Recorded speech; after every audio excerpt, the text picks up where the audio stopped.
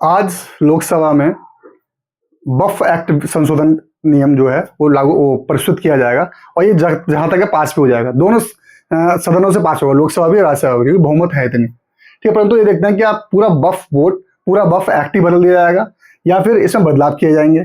देखते हैं इसके बारे में, और कितने कितने लोगों को लोग चाहिए, कितने सदस्य चाहिए इसको पास करने के लिए, किसके पास, पक्ष के पास कितने हैं, विपक्ष के पास कितने हैं। और हालांकि दूसरी बात कि इसमें क्या क्या बदलाव किए गए हैं किसके, ज्वाइंट पार्लियामेंट कमेटी के द्वारा, इसको भी देखते हैं।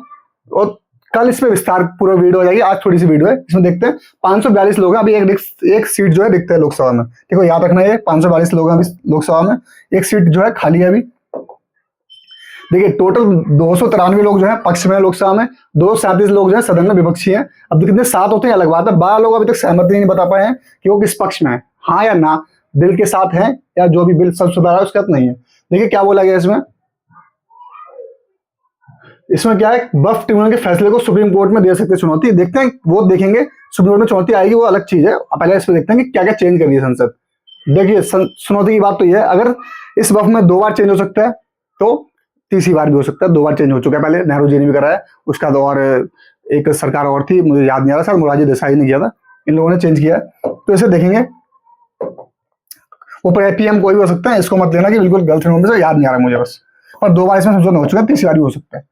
वक्फ ट्रिब्यूनल के फैसले को सुप्रीम कोर्ट में दे सकती है चुनौती। केंद्र सरकार वक्फ संशोधन विधेयक बुधवार को लोकसभा में पेश करेगी।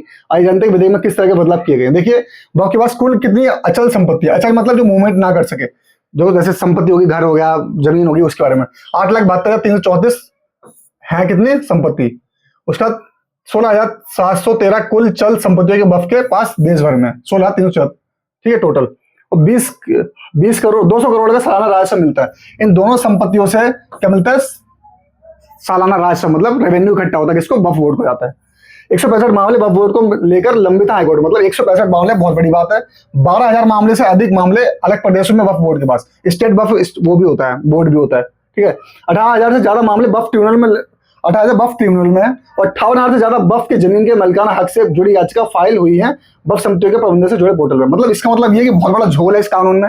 ये कानून एक तरफा कानून है, इस कानून के अंदर बिल्कुल धज्जियां उड़ा दी गई हैं कानून बनाने की प्रक्रिया की। और इसमें सबसे बड़ी धज्जी उड़ी है न्यायपालिका की, सर्वोच्च न्यायपालिका, उसकी धज्जियां उड़ी है, क्योंकि सर्वोच्च न्यायपालिका में आप वक्फ की कोई भी चीज को लेकर नहीं जा सकते। अगर वक्फ ने कोई अधिकार जमाया तो आप उसको सर्वोच्च न्यायालय या उच्च न्यायालय कहीं भी लेकर नहीं जा सकते, यहाँ तक कि अधीनस्थ न्यायालय में लेकर जा सकते। अब जो चेंजेस हुए हैं वो क्या है, देखते हैं प्रबंधन क्या क्या किया गया इसमें। वक्फ का पुराना कानून क्या था पहले पढ़ लेते हैं, फिर नया कानून का उसको देखते हैं। सेक्शन 40 में रीजन टू बिलीव के तहत अगर वक्फ बोर्ड किसी भी संपत्ति पर दावा करता है तो उसके खिलाफ सिर्फ ट्रिब्यूनल में ही अपील की जा सकती है। वक्फ बोर्ड के दावे के खिलाफ ट्रिब्यूनल के अलावा revenue court, civil court, high court में भी अपील की जा सकती है। ठीक है, 3 कोर्ट में, रेवेन्यू, सिविल और हाई कोर्ट में। वक्फ ट्रिब्यूनल का फैसला आखिरी माना जाता है, उसे चुनौती नहीं दे सकती। वक्फ ट्रिब्यूनल के फैसले के खिलाफ हाई कोर्ट में अपील की जा सकती है। किसी जमीन पर मस्जिद हो या जमीन का उपयोग इस्लामिक उद्देश्यों के लिए हो रहा है तो वह अपने आप वक्फ हो सक जाती है। मतलब जैसे कि किसी जमीन पर मस्जिद है या जमीन का उपयोग इस्लामिक उद्देश्यों के लिए हो रहा है, मतलब कोई जमीन है किसी की पड़ी हुई है और उसमें कुछ काम इस्लामिक उद्देश्यों के लिए किया जा रहा है, कुछ काम बढ़ावे के लिए किया जा रहा है, तो अपने आप को किसकी वक्फ की हो जाएगी। जब तक किसी ने वक्फ को जमीन दान में ना दी हो, यह कानून है, बनने जा रहा है, सॉरी अभी है नहीं, भले ही उस पर मस्जिद बनी हो, जमीन वक्फ की संपत्ति नहीं होगी। ठीक, ये भी एक बात कही है। वक्फ बोर्ड में महिला और सदस्य के तौर पर किसी दूसरे धर्म का व्यक्ति का शामिल नहीं हो सकता, कोई दूसरे धर्म का नहीं हो सकता, और महिला भी इसमें नहीं हो सकती। ठीक, वक्फ बोर्ड में महिला और दूसरे धर्म के 2 सदस्य को शामिल किया जाएगा।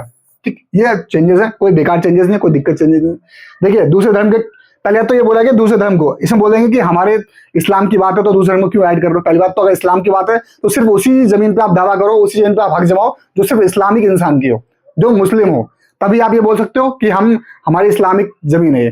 परंतु अगर ऐसा नहीं बोल सकते, आप हिंदू की जमीन पे भी कर रहे हो, क्रिश्चियन पे भी कर रहे हो, मुसलमान की जमीन पे, सबकी जमीन पे कब्जा करना चाह रहे हो, आपकी मनसा ये है, तो क्या इसमें किया जाएगा, 2 लोगों को ऐड किया जाएगा, बिल्कुल जरूरी भी है। ठीक, ये बदलाव किए गए हैं, ये बहुत जरूरी बदलाव है। और कल आपको पूरी क्लियरिटी हो जाएगी कि क्या क्या पेश किया गया है। और मुझे लगा कल राज्यसभा में पास हो जाएगा, उसका 1-2 दिन बाद पूरी वीडियो बनेगी, लेंथी वीडियो बनेगी, बढ़िया वीडियो बनेगी, आपको पता लगेगा वक्फ की पूरी इतिहास क्या था, कैसे चालू हुआ, कैसे कैसे हुआ। ठीक है, तो इस वीडियो को समाप्त करते हैं। तब तक खुश रहिए, स्वस्थ रहिए, जय हिंद, जय भारत।